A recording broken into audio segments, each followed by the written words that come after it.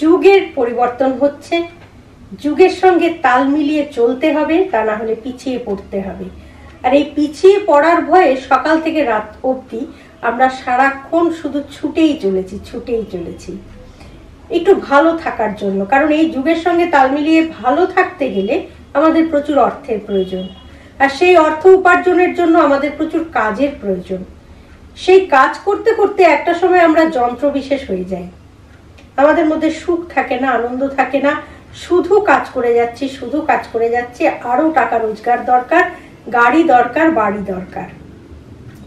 যার গাড়ি বাড়ি আছে তারও কিন্তু ওটাকে টিকিয়ে রাখার জন্য একটা ছুটন্ত অবস্থায় থাকতে হয় প্রতিনিয়ত। এর মধ্যে আনন্দটা যেন কোথায় মিসিং, জীবনে আনন্দটা বোধহয় আর নেই। পরিবারের সঙ্গে একসঙ্গে একত্রিত হয়ে হইচই করা, বন্ধু বান্ধব নিয়ে আনন্দ করা, তারপরে এখন আমাদের লাইফস্টাইল এমন হয়ে গেছে সবার সঙ্গে মানিয়েও নিতে পারি না, সব পরিস্থিতিতে খাপ খাওয়াতে পারি না। তো এই সমস্যাগুলো না আমাদের মানসিক চাপ তৈরি করে, একটা সময় আমরা বড্ড একা হয়ে যাই। এই মানসিক চাপকে দূরে সরিয়েও বেশ কিছু সময় আনন্দে কাটানো যেতেই পারে। সেগুলো কিভাবে সম্ভব সেটাই বলবো, কিন্তু তার আগে বলি নমস্কার, আমি গৈরিকা, আপনার একান্ত প্রিয় পরিবার কলকাতা ক্যানভাসে আপনাকে স্বাগত জানাই। আপনি যদি এই পরিবারের একজন এখনো না হয়ে থাকেন তাহলে প্লিজ সাবস্ক্রাইব করুন কলকাতা ক্যানভাস, পাশেই বেল আইকন রয়েছে, প্রেস করে অন করে নিন, তাহলে নতুন ভিডিও আপলোড হওয়ার সঙ্গে সঙ্গেই নোটিফিকেশন পৌঁছে যাবে আপনার কাছে। এবার বলি জীবনকে আনন্দময় করে তুলতে আমরা কি করব।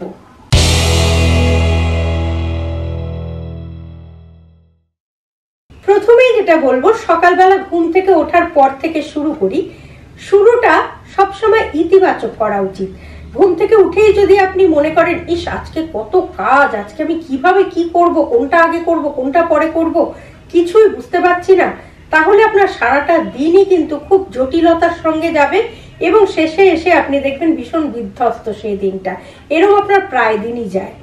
সে কারণেই যদি সকালবেলা উঠে আয়নার সামনে একটু হালকা মেজাজে মনে করতে পারেন যে কিছুটা সময় আমি আমার জন্য দেব, কিছুটা সময় দেব কাজের জন্য, আর কিছুটা সময় দেব পরিবারকে, এইভাবে যদি ভাগ করে নিতে পারেন দিনটা, তাহলে কিন্তু দেখবেন আপনার সারাটা দিন বেশ স্মুথলি কেটে গেছে এবং আনন্দটা অবশ্যই পেয়েছেন।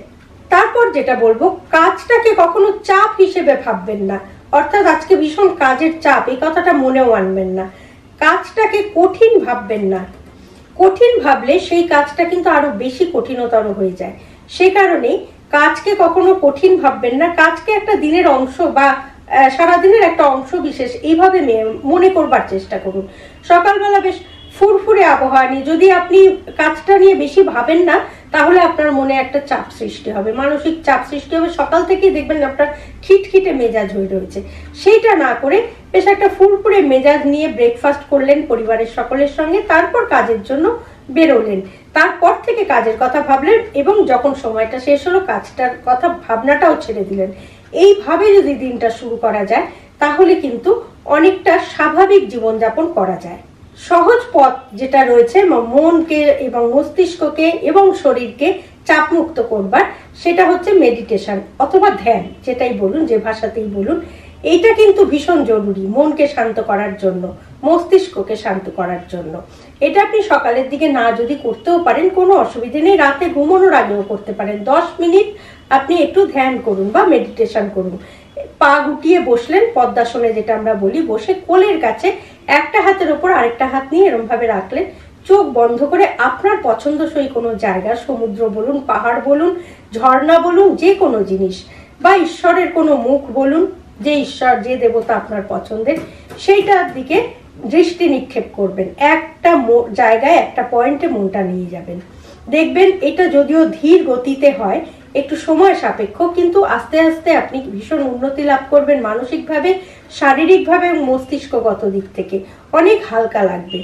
যদি এরম ভাবে রেগুলার করবার বাড়িতে সময় না পান, তাহলে কাছাকাছি নিশ্চয়ই যোগা সেন্টার আছে, সেই যোগা সেন্টারেও আপনি যোগাযোগ করতে পারেন, সেখানে গিয়ে যোগাটাও করতে পারেন।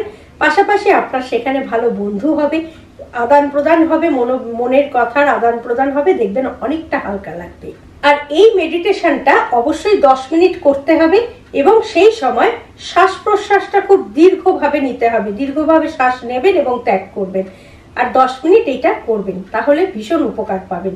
এরপর যেটা বলবো, নিজের সঙ্গে নিজে কথা বলুন। দেখবেন অনেক সময় কাজের চাপে খিটখিটে হয়ে যায়, মেজাজ বড্ড বদমেজাজি হয়ে যাচ্ছেন, একঘেয়ে পরিস্থিতির সঙ্গে সামাল দিতে দিতে এটা হতেই পারে। সেই সময়ে আপনি নিজের সঙ্গে কথা বলুন। গাড়িতে যাচ্ছেন তখনও করতে পারেন, ঘুমানোর আগে করতে পারেন, অফিসে কাজের চাপের ফাঁকে একটুখানি অবসর নিয়ে করতে পারেন।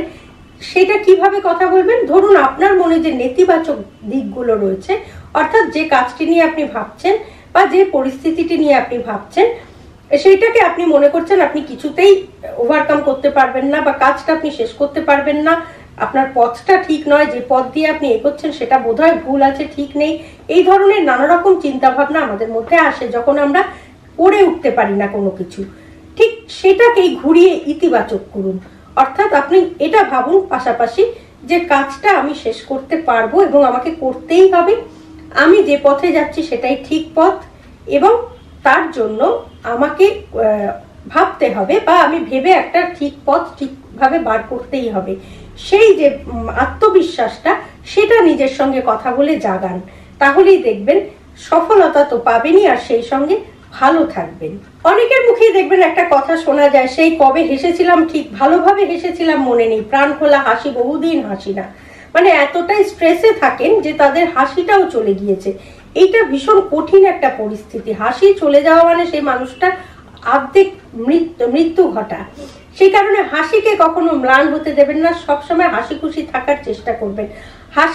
খুশি থাকার জন্য বন্ধু বান্ধব আত্মীয় স্বজনের সাথে মাঝে সাঝে বেরিয়ে পড়ুন, ঘুরুন, বেড়ান, আনন্দ করুন এবং প্রাণ খোলা হাসি হাসুন। আর সব থেকে বড় কথা, এখন হাতের কাছে প্রচুর ভিডিও রয়েছে, হাস্য কৌতুকের ভিডিও রয়েছে, বই রয়েছে, এই ধরনের নানা রকম মজার মজার কমিক্সের বই পড়ুন বা হাস্যকর কোনো গল্প পড়ুন, এই ধরনের কিছু করুন। যেভাবেই হোক হাসিটাকে বাঁচিয়ে রাখার চেষ্টা করুন। এবার যেটা বলবো সেটা খুব প্রয়োজন, সেটা হচ্ছে প্রিয়জন কিংবা বন্ধু বান্ধবদের সঙ্গে আপনার মনের কথা শেয়ার করুন, আপনার মানসিক চাপ শেয়ার করুন। দেখবেন শেয়ার করলে অনেক বড় সমস্যারও কিন্তু অনায়াসে সমাধান হয়ে যায়। আপনার হয়তো মাথায় আসছে না, হয়তো আপনার বন্ধু বা পরিজনের মাঝখান থেকে কেউ একজন আপনাকে সেই সমস্যার সমাধানটা চট করে বলে দিল, আপনি খুঁজে পেলেন। এইভাবেই কিন্তু মানুষ এগোয়। সেই জন্য বলছি, কোনো সমস্যায় পড়লে একা বসে মাথা খারাপ করবেন না, পরিবার পরিজন কিংবা বন্ধু বান্ধব তাদের সঙ্গে সমস্যাটা শেয়ার করুন, আর নিজেকে ভালোবাসুন। সব থেকে বড় কথা এটা, নিজেকে ভালোবাসুন। দেখুন আমরা যাই করি না কেন নিজেকে ভালো রাখার জন্য, আমাদের ঈশ্বরের সৃষ্টি হচ্ছে আমার জীবনটা, এই জীবনটাই যদি আমি ভালো রাখতে না পারি তাহলে অর্থ দিয়ে কি লাভ বলুন তো? অর্থ কি আপনার জীবনটাকে কখনো ভালো রাখতে পারে? কখনোই না। জীবনটাকে আপনিই ভালো রাখতে পারেন, সেই চাবিকাঠি আপনার হাতে। সেই জন্য আপনি ঠিক কতটা পেলে ভালো থাকবেন সেটা আগে ঠিক করতে হবে। অতিরিক্ত কোনো চাওয়া কিন্তু ঠিক নয়। আগে নিজেকে গুরুত্ব দিতে হবে, নিজের জীবনে ভালো থাকাটাকে গুরুত্ব দিতে হবে। সেই ভালো থাকাটা যেন এমন কিছু হয়ে না যায় যে আকাশচুম্বী, তাহলে এই পরিশ্রম, এই খিটখিটে ভাব, এই বদমেজাজি ভাব, এই ব্যাপারটা চলে আসে এবং জীবনে আনন্দটা চলে যায়। তো সেই কারণেই বলছি, নিজেকে ভালোবাসুন আর প্রত্যেকটা মানুষকে ক্ষমা করতে শিখুন। যে যত কষ্টই আপনাকে দিক না কেন আপনি ক্ষমা করুন, দেখবেন একটা অদ্ভুত আনন্দ পাবেন। এবং ক্ষমা করার পর সেটা কিন্তু আর মনে রাখবেন না, আমি ক্ষমা করে দিলাম কিন্তু মনে রেখে দিলাম, সেটা করবেন না। প্রত্যেককে ক্ষমা করুন, ছোট বড় সকলকে। এইভাবে চলুন, দেখবেন জীবনটা অনেক আনন্দময় হয়ে উঠবে। আজকের এই ভিডিওটি যদি ভালো লাগে অবশ্যই লাইক করুন, শেয়ার করুন, কমেন্ট বক্সে অবশ্যই কমেন্ট দিন। আর আপনি যদি এই পরিবারের একজন এখনো না হয়ে থাকেন তাহলে জীবনের এই ধরনের নানা রকম গুরুত্বপূর্ণ দিক নিয়ে আলোচনা প্রতিনিয়ত জানতে প্লিজ সাবস্ক্রাইব করুন কলকাতা ক্যানভাস। পাশেই বেল আইকন রয়েছে, প্রেস করে অন করে নিন, তাহলে নতুন ভিডিও আপলোড হওয়ার সঙ্গে সঙ্গেই নোটিফিকেশন পৌঁছে যাবে আপনার কাছে। ভালো থাকুন, সুস্থ থাকুন এবং নিজেকে চাপ মুক্ত করে আনন্দময় জীবন দান করুন। আর সঙ্গে রাখুন, দেখতে থাকুন আপনার একান্ত নিজস্ব পরিবার, প্রিয় পরিবার কলকাতা ক্যানভাস। নমস্কার।